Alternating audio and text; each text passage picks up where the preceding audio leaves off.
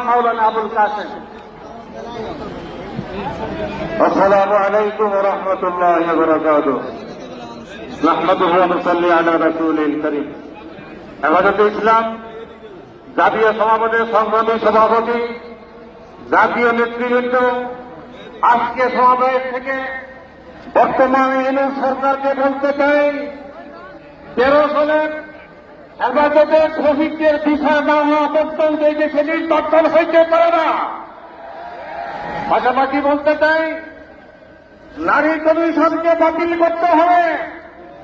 যদি বাতিল না করা হয় জাতীয় নেতৃবৃন্দ আমাদেরকে যে নির্দেশ দিলে সেই নির্দেশ বাস্তবায়ন করার রাস্তায় নামতে হবে। সংগ্রামী কমিটি জনতা পাশাপাশি হেফাজতে ইসলামের নামে যত মিথ্যা মামলা হয়রানি মামলা করা হয়েছে অনতি বিলম্বে বিনা শর্তে সেই মামলাগুলোকে প্রত্যাহার করতে হবে। সংগ্রামী উপস্থিতি আমাদের স্বেচ্ছাসেবক ভাইদের দৃষ্টি আকর্ষণ করছি